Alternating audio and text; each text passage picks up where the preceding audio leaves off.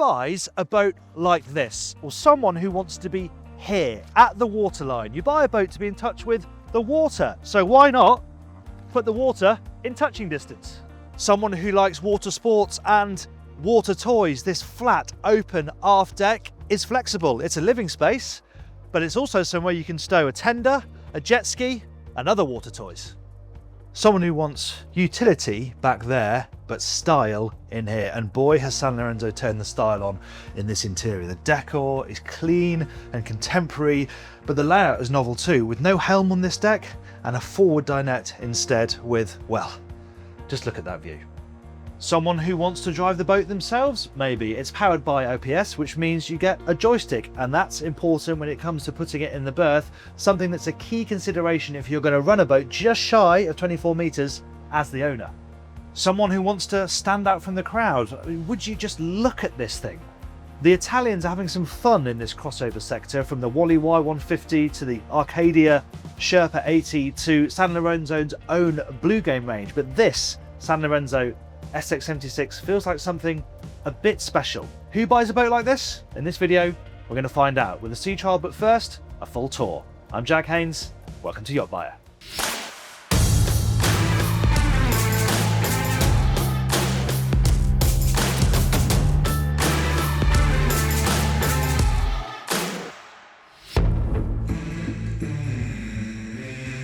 Obviously, we've got to start down here. This huge aft deck is a standout feature on board the SX76, and if you like your water toys, well, I can see that this would really appeal. If you want to set up your stand-up paddle boards, your hoverboards, your windsurfers, you've got all the space to do that, nothing in the deck to get in the way. But on top of that, this is actually a 700 kilogram crane. It's all very neatly included in the buttress here, but you can lift in a really good sized tender, Williams 395, something like that. Of course, on top of that functionality, you have the drop down platform here. Now that's not for lifting toys or anything like that, that's just for bathing. But this central section drops down so you can have your feet in the water, gives you a nice access point down to the sea as well. But on top of that, underneath here, there's a passerelle, but it's more than just a passerelle because it will go up to the quayside, but it also creates a stairway down into the water. So it's a really lovely sociable bathing area. And yes, you can carry multiple toys on boats with tender garage, something in the garage, something on the platform, but here they're side by side.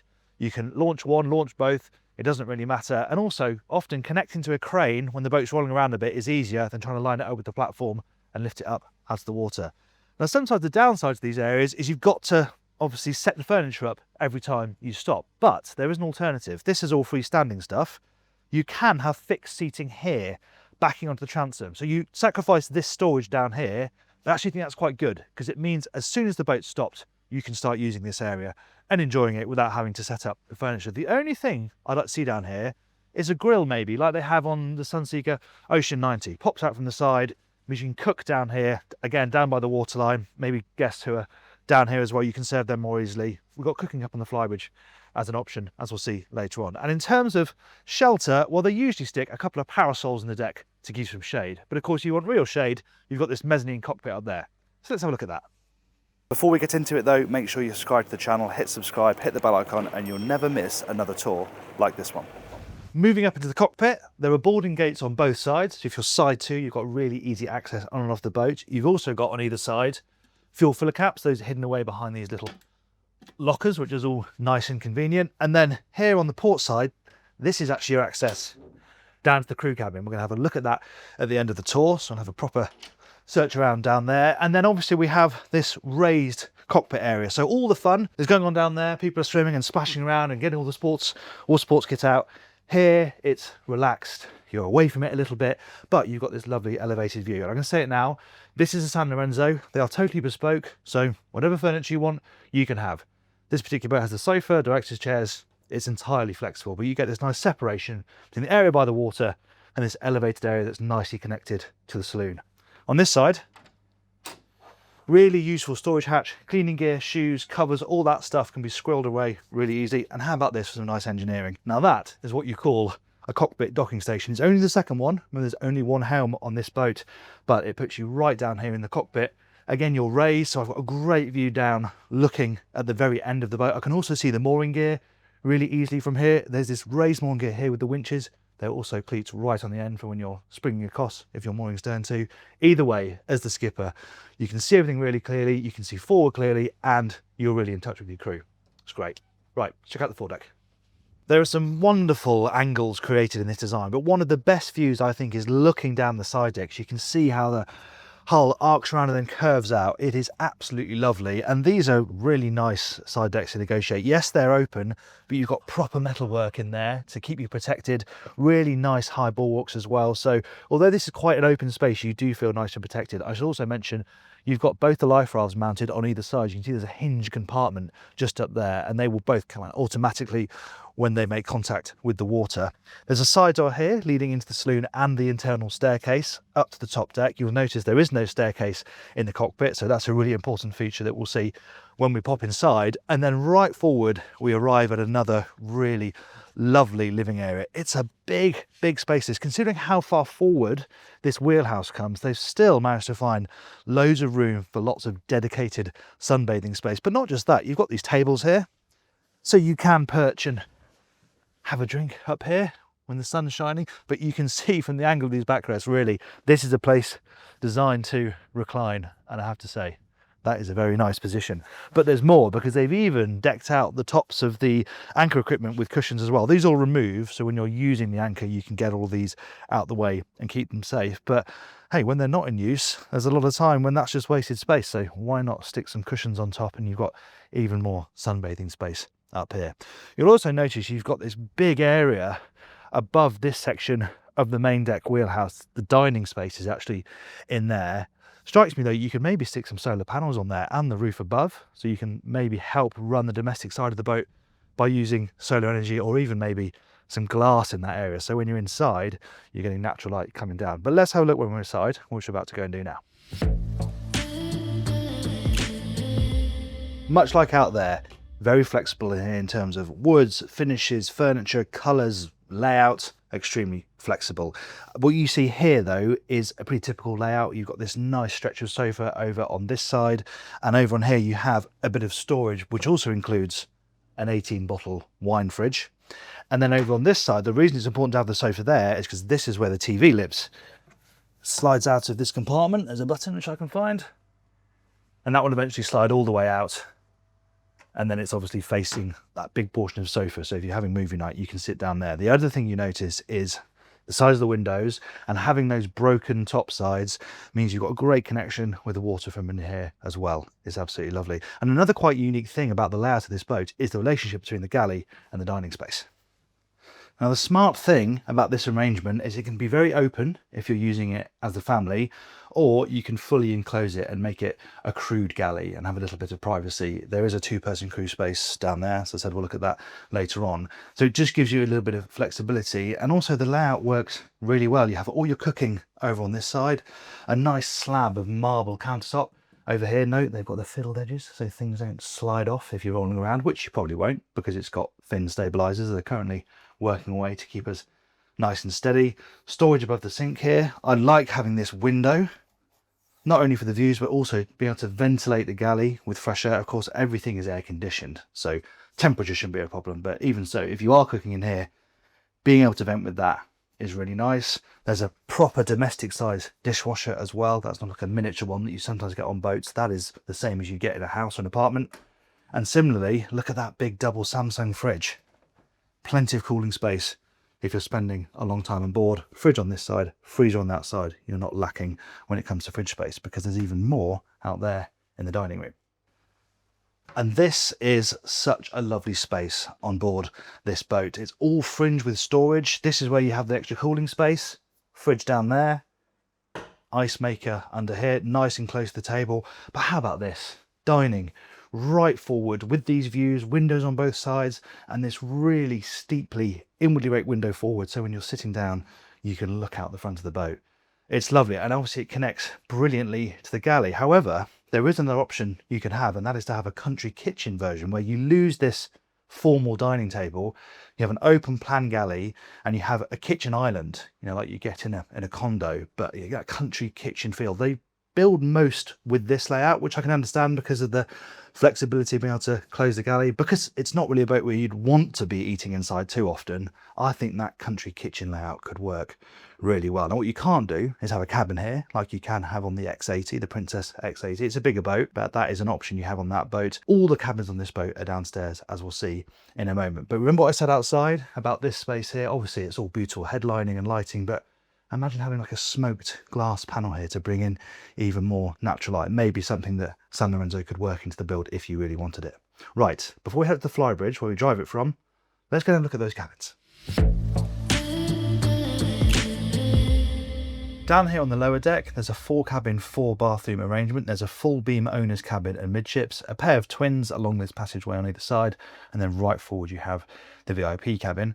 The actual layout is relatively fixed, but of course, like upstairs, things like colours, furniture, style, artwork is all completely up for grabs. We're actually going to start with the guest cabins, because I can move quite nicely down this passageway where there's a couple of steps up till we get to the first port side twin.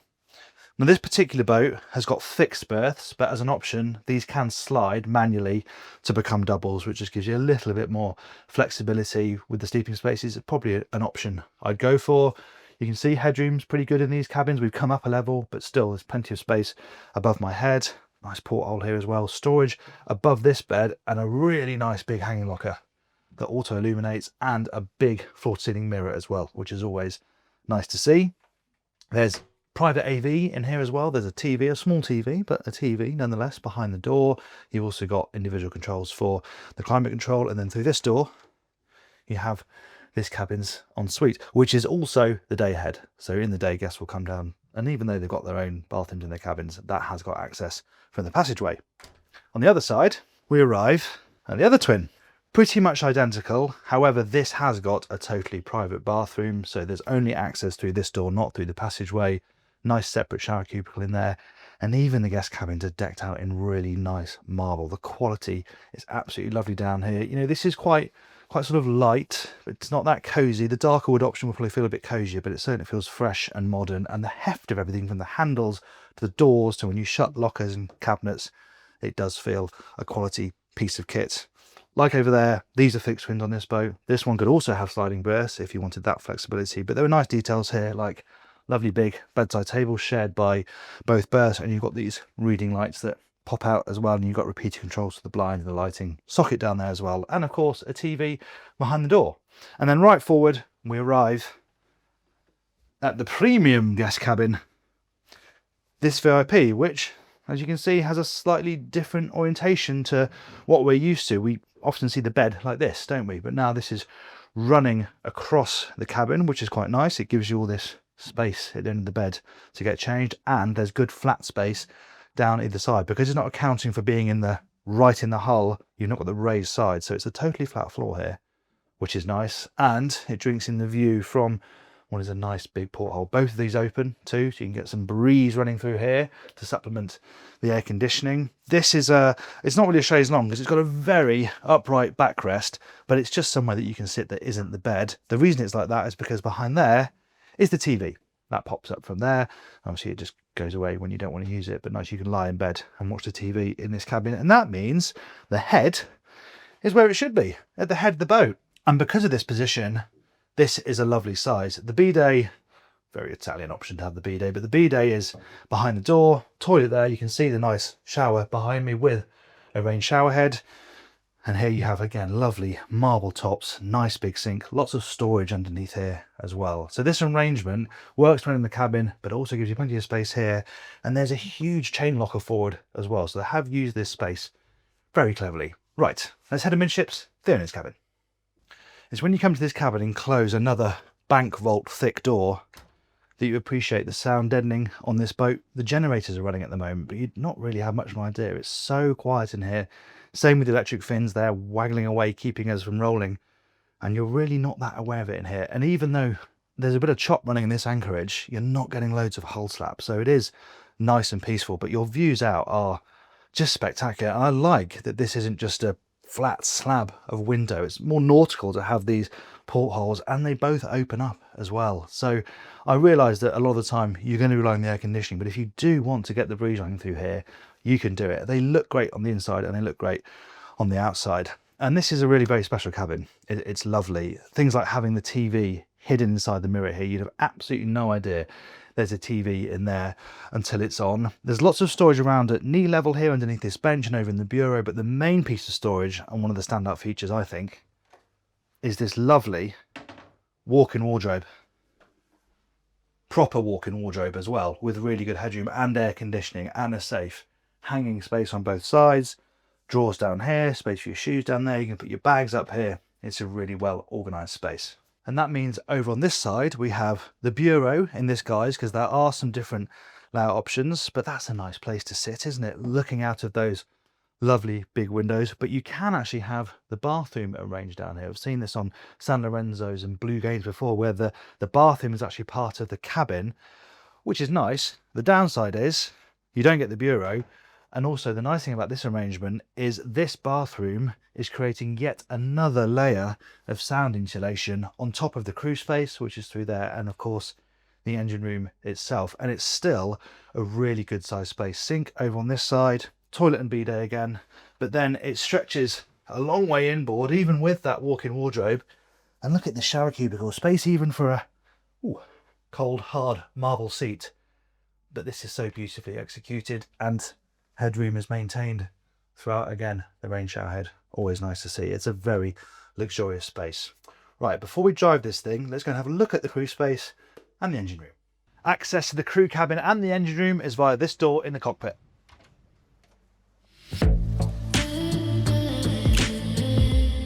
Right, the crew cabin, sandwiched as it is between the owner's bathroom and the engine room, which is over there.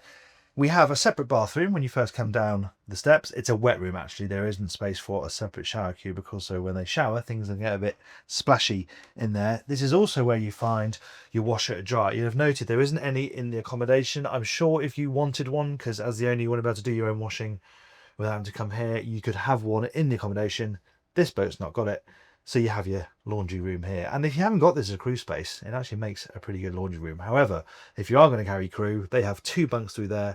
This boat is just post a boat show, so it's full of stuff, but you get the idea. A couple of bunks, bit of storage. It's not luxurious. There's no mess down here. It's quite literally a sleeping space. But as I've alluded to, possibly sort of ad hoc crew arrangement with a boat like this. Anyway, crucially, it is connected directly to the engine room through this watertight door. One of the downsides of that wide, flat aft deck is that you've got to fit the engines underneath it. Access is pretty good through that main door, and there is another emergency hatch as well. But as you can see, over the engines, it's pretty restricted. And you've got the generators on either side when you first come in. They're actually a little bit easy to get to, because when you first come into the engine room, you can fully stand up. It's when you get down here with the engines, things get pretty cramped. And it's the same all the way back to the end of the engine room, really. Pod access is pretty good.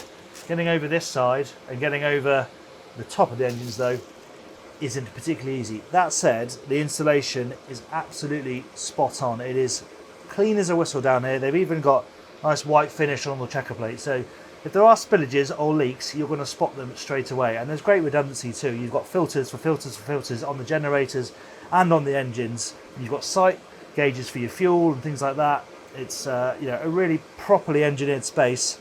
It's just a little bit cramped. Get it? It is internal access only up here to the flybridge. You can close it off with this door as well, but that position means that you are really well connected to the galley as well if you're having to go between the two. You're not jumping between helms, of course. This is the only helm. We're going to get onto that in a moment when I drive it, but yes, you are very well linked to the deck downstairs. And the nice thing about this design is how it's sort of semi-open, so fully enclosed, protecting us from the breeze. The vane style sunroof here, letting the sun come down into this area. It's even air conditioned. You can see these vents here. You can fully enclose this whole section and air condition it if you need to. This is also a pretty key space because it's your main external dining area. This huge teak table opens up. You've got the director's chairs there. You can squeeze some down here as well and fit everybody around here to have a meal outside. It's opposite this lovely wet bar. Underneath here, you've got storage, and there's another fridge down here. This boat hasn't got the grill option, but you can have a grill here if you'd like. This has got the sink, chopping board, and a nice stainless steel finish. And then this is another really flexible area. I'd maybe have a coffee table here or something, so you can sit and have a drink if you want to, but this is a lounging space on this boat. You can have whatever you want. And I will point out that obviously it's in the sun here and it's clear of the hardtop. However, they have got a sail style canopy with carbon fiber poles that they can mount here, and you can do the same on the bow. So both of these sunbathing spaces can be provided with shade if you want them to be. Right, it's time for the fun stuff. Let's fire it up, see what it can do. The base price for the SX76 is 5.5 million euros excluding VAT, and as I've said throughout this video, it's very bespoke, so everyone is going to be different. It comes with a pretty healthy standard spec, but obviously you can add lots of options. And if you want to look at that in detail, read my written review. We have a value for money section. I'll talk about some of the options I think you should choose, and also the sort of money you're looking at for a kind of turnkey package. And before we get up to speed, I'm going to start with a couple of grumbles, because this helm station, the geometry takes the shine off. Everything is fixed. The wheel, lovely as it is, cannot be adjusted. The bench is fixed, and the controls are quite a long way from me, as are the screens. So I just feel like I want to be closer to everything. I'm just having to perch on the edge of this bench here rather than be able to sit back and be in control of everything. If they could bring even the throttles up to here, I can see why the joystick might need to be down there, because you want to stand up to use that. But having the throttles here would be great.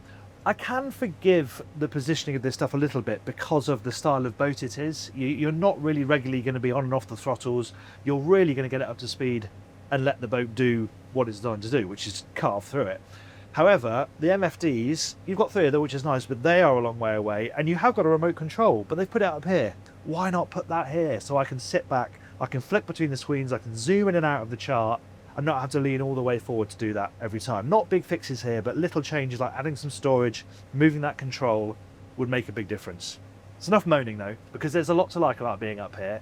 First of all, the performance. You are so far away from the engines. IPS is already quiet, the engines are already a long way back in the hull, but we're now here at the top of the boat in this semi-enclosed driving position, which is so novel. You feel so distant from the engines, from the sea conditions. There's a bit of chop here today, and you feel like you're just ironing through it. You are very, very well insulated from the breeze, and there's probably 20-25 knots today, yet it's still open. It's a really nice sensation, and looking through this curved pillarless windscreen is quite something. It's a fantastic view forward, and even though I've moaned about the bench, I can see the bow comfortably from here. It's a really remarkable place to drive the boat from. I love the sensation of being so high up. And even at the higher cruising speeds, we're only doing 15 knots now, but if you cruise at the higher speeds of sort of 18, 19 knots, you are going to get only around 65 decibels when it comes to noise up here, which is great. You know, that is really, really quiet cruising for a boat of this size going that speed. But let's just get her up through the rev range. I've popped her into single lever mode and see what she can do. Now, it's a fast displacement hull, so there's no obvious hump onto the plane. You just start pushing through the water that little bit faster, and that all helps with the smooth sensation of the way this thing just slices through the water. We're now up at 20 knots, and there's really no great sensation of your speed at all. It feels like a big cruiser, a GT cruiser, wafting along comfortably from anchorage to anchorage. And because of it being enclosed and being so quiet, it's really easy to have a conversation up here. That's now 23 knots, which is, yeah, we've got a bit of tide behind us, so 22.5 knots is about the top speed. But even there, you're going to get nearly 300 nautical miles of range. And if you slow it down to 9 knots, you're probably going to get 700 nautical miles of range. But don't get me wrong, this is designed to cruise really between sort of, I reckon, 12 and 18 knots. That's where it's really happy. And we've got the Sleipner electric fin stabilizers as well. I mentioned those on the tour. They were working when we were on anchor, and they're working now. You know, you turn in some wheel, which is lovely and light, and it's just a sort of tabletop flat turn. There's no great drama, but actually, considering you're spinning a big wheel through your hands, she does react nicely. And this is more for sort of avoiding objects, or you're not really going to hand steer this through the sea. You're going to set the speed for the conditions and let the autopilot do the work, which is why I say I don't mind too much about the position, because you're probably just going to be here, maybe have your foot on the wheel. Great view forward, got the cameras up, the chart as well, and you just can survey everything so nicely from up here. It is lovely, the position. I just wish they'd worked a little bit harder on making the actual geometry of the helm a bit more friendly. Wafty Grand Tourer. That is the vibes that the SX76 is giving, and my God, does it look good when it's doing it. So to answer my own question posed at the beginning of this video, who buys a boat like this? Well, I think somebody who's into water sports and water toys is really going to enjoy that aft deck. It makes using all that equipment so easy, and it gives you a bit more flexibility for something this size, where ordinarily you may be restricted to the bathing platform or a tender garage. Here you have real flexibility back there. It's also a boat that you feel like you could run yourself. It doesn't feel huge for its size, but also you've got IPS. Yes, there are some intricacies that come with having this as your only helm position, but it does feel manageable on the joystick, as we'll find out in a moment. The other thing is, it really does stand out. Now, any sort of 75-foot boat's going to stand out coming down the River Hamble, but this thing does turn heads. Pulling into cows in this is a bit like turning up to your local golf club in a Cybertruck. People are going to notice you, and if you don't like that, maybe it's not the boat for you. But I have rarely been on a boat in these waters that so many people have come a bit closer to have a look at and picked up their phones and taken a photo of. It is really cool looking, and you're conscious of that when you're driving it. Downsides, having one helm station up here won't be for everybody. I love how it performs out on the water, the isolation from the elements and the engines, but some people will want to be able to drive the boat from the deck below. It was always quite interesting threading a boat like this up a river like the Hamble, but again, that elevated position does make it quite easy. I've got such a good all-round view here. You do lose the sides of the boat a little bit, and we've only got one camera fitted. It's looking aft. Actually, so there's one in the engine room, but externally, if I was running this myself, I'd probably look to have at least cameras on either side, and maybe even one on the bow as well. So if you're up here in this position, having eyes all over the boat is going to be really helpful. The other thing you've got is drop-down windows on both sides. So these are both electric, meaning if you need to communicate with crew, you can at least drop down the glass so it's easy to hear them. And as I said, you can do that on both sides. You can run over, pop your head out the window on the starboard side. Much easier on the port side. I can just glance down and see my proximity. But you are pretty heavily reliant on these cameras. Now, as we saw in the tour, there is obviously the second joystick down there in that hatch in the cockpit. So if you're mooring stern to, if you're in the Mediterranean or a similar environment, I'm sure you'd be down there for the final part of the procedure. But of course, it can be hard to see the bow from that position. So for the best all-round view, this is the place to be. You're relying on your cameras, and you're probably going to be relying on your crew shouting up at you, telling you how close you are to things. But I think with a bit of practice, you probably get used to it. But that is one of the things you don't get because you haven't got that main deck helm like you have on a more traditional flybridge. Just, that's one of the payoffs of having this main deck design. But then when it comes to the business of slow speed stuff, it's like any IPS boat. So you just knock it into neutral, and then you can pick up docking on the joystick.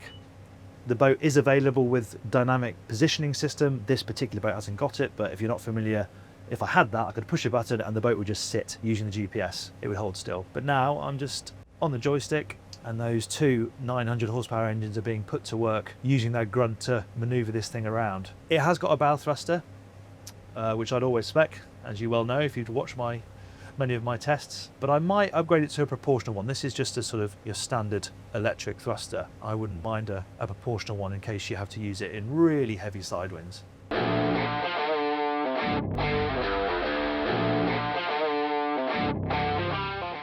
Thank you very much for watching that review of the Sanlorenzo SX76. I hope you enjoyed it. Please give it a like if you did, because we don't get to see each other these very often, and maybe the likes will help. If you want more Sanlorenzo content, we have got a tour of the SL90 asymmetric, really cool boat. I'll put that for you up there. If you'd like to subscribe, you can do that by clicking up there. Thanks again for watching. I'm Jack Haynes. This is YachtBuyer.